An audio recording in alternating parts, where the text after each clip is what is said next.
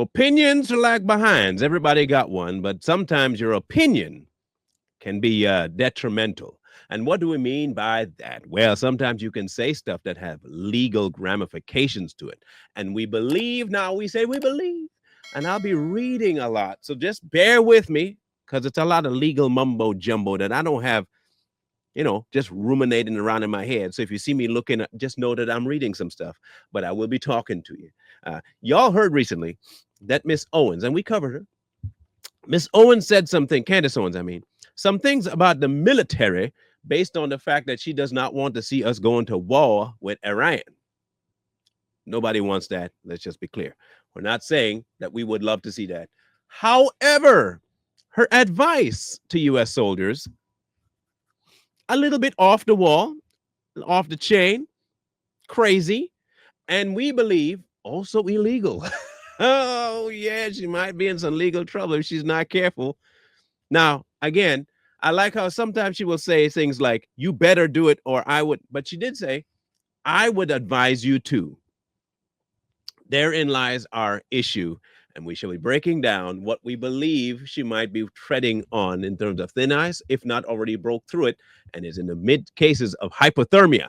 All right, so 18 U.S. Code 2387, activities affecting armed forces generally when it covers speech or actions intended to undermine the loyalty, morale, or discipline of U.S. military forces. Now, this is, again, a U.S. code. Key language criminalizes attempts to interfere with, impair, or influence the loyalty, morale, or discipline of military personnel. Now, what did she say? Just get a dishonorable discharge. Now, we went over what a dishonorable discharge would look like. It would mean court-martialing and committing a nefarious crime in order to get out of the military. You forfeit many things by doing that, including your freedom sometimes. This was her suggestion, not ours, hers. Again, we're just reading the legal ramifications of saying certain things. The penalty for doing such things? Up to 10 years in prison and or fines. So how does that apply to her? That's everybody's going to know. Her statements could easily be misconstrued as attempts to do exactly that. Undermine the morale and encourage disobedience, which is what U.S. Code 2387 is about. You see the problem here. Now, if you are encouraging and you have the kind of platform that Miss Owens does, 4.64 million people, then yeah, you could be held in contempt of this law. Could. I'm not saying she will, because I think she's paid. That's just me. I think she's paid. I think she's a paid operative to say the stupid stuff she's been saying. I genuinely believe it. I'm not saying which side she's paid by. I just know that she might be 100% paid to do the kind of thing she's saying. There's another code it falls under. There are a few of them, by the way. 18 U.S. Code 2388, false statements to interfere with the military operations. It covers this: spreading false information or statements with the intent to interfere with the U.S. military during wartime or national emergency. Penalty, up to 20 years. How does it apply to her? If she claims, and if she's made any claims about the military or the outcomes were proven false or intended to disrupt the service member behavior, she could be held liable under that code. Again, we are not saying that she will be. She could be. Now, again, your words matter, what you say. And I understand that emotions can get high and your feelings about something can be absolutely pushed, funneled, push you to do some crazy stuff. Please use common sense, people. Please use common sense. Libel is a thing. You can talk ill about somebody. You can get like a defamation lawsuit. In some cases, in this one though, this is a little bit more serious. A little more serious. The other one is a conspiracy to commit an offense against the United States. 18 USC 371. And this one covers two or more people conspiring to commit an offense against the U.S. How it is applied to Owens would require evidence she coordinated with others to get soldiers to act unlawfully. That would be an easier one to prove, because if she is collaborating with a certain platform to do so and not being held responsible for it, that could be a twofer right there. Especially if she's working with somebody within the military to promote that idea to another military personnel, she could get caught there too. Like, again, this is not some just fly by night random issue that is not serious. This is dead serious. In her own statements, she said she doesn't care if you get dishonorably discharged. Who wants you to go die for a war that you didn't want? Just get it. Just get dishonorably discharged. Almost like it feels like she didn't really think that one through, and she doesn't know what a dishonorable discharge requires. But if you think that she is an intelligent human being, then you would have to think that she knows what she's saying. And if she does know what she's saying and she understands the ramifications, then these here completely apply to her. 100% apply to her. And she knows, and like she said, she don't care. Legal doctrine that could support the prosecution. Here we go. An incitement to imminent lawless action.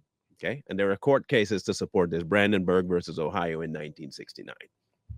It requires an intent to incite lawlessness, which is already proven by her own statements, because in order to have a dishonorable discharge, you have to have lawlessness, and you tell them to go ahead and do it in order to not go to war. It's already intent. Imminence of the illegal act. Wartime, possible. That's already in place too. Likelihood of it occurring due to the speech. Right now, she's 3 for 3. I'm not saying she will be prosecuted, but the grounds are already laid, okay? Application. Prosecutors would need to show Owens' speech was directly cause disobedience and desertion. That's pretty obvious. It was directly to cause that, because she says, I don't care if you do it. The question, it's actually, she was answering a question. If I don't want to do this, what are good options for me? Dishonorable discharge. Get one. I would tell all soldiers like that to get dishonorably discharged. That's problematic on a mad level. I'm not even talking like, okay, listen. I've been telling people, and so is Corey, we ain't the smartest people. We're not. We're not the sharpest tool in the shed. We're not the brightest bulb in the box. But what we do have in our wheelhouse is a wee thing called common sense. We will brag all day about having common sense. We have that. There are just certain things you don't advise people to do. It's like people who incite violence. You don't like what's happening? Go out into the streets and just start pushing things over and burn stuff to the ground. That would be inciting violence. Under the First Amendment, that's not covered as your protection. That's a call to violence. Okay, cool. This might fall under that too. Just saying. Clear and present danger test. This is in Schneck versus the U.S. in 1919. Speech is not protected if it presents a clear and present danger to government interests. And her statements do. You calling for the desertion of military personnel because they may or may not like what they signed up for. Mind you, signed up for. Contract. Name on dotted line. I will. You then calling somebody to do something antithetical to their calling and they're signing up for. Man. Anyway, potential real-world triggers for prosecution scenario. A service member deserts citing Owens' influence. If someone does that, 2387 could get used. If a coordinated campaign between Owens and individuals encouraging the discharge is proven, 371. Evidence that Owens spread knowing false claims to sway the troops, because there was no claim of war happening as of the time that she made that video. We never declared war on anybody, and there was no speech of actually starting a war. 2388 could apply there. U.S. enters active combat and military is measurably undermined by her statements. Now, that's a heightened risk under wartime provisions. She's also held liable by all three statuses beforehand for that one as well. There's court bases for it, court cases to go back it up. She might be putting herself in a very, very, very volatile, crazy position by saying the kind of crazy stuff that she said. If y'all care about your girl, go get your girl and tell her, hey, I don't mean for y'all to do it, please. I'm just suggesting it's an option for people. I don't mean for you to go do it. You better go tell your girl to reconsider the thing she said or take it all the way down. But the internet's forever. She already said it. And if somebody took that video and does come back and say, you know what, the things that Miss Owens said made sense to me, and I did what she said I should do. Because again, remember, she did not just give that willy-nilly. She answered a question that somebody gave her. Military person, by the way. So again, this could be more than just opinion. This could be something that could end up biting her square in the booty. Okay? Based on the political climate, based on public pressure, based on tangible impact on military discipline, and the evidence that could be presented that she meant to do this. She intended to give them this information. She wanted them to do it because she does not approve of the war. And if you're like her and you don't approve of so-called war, this is what you do to get out of so-called war. And she said she don't care.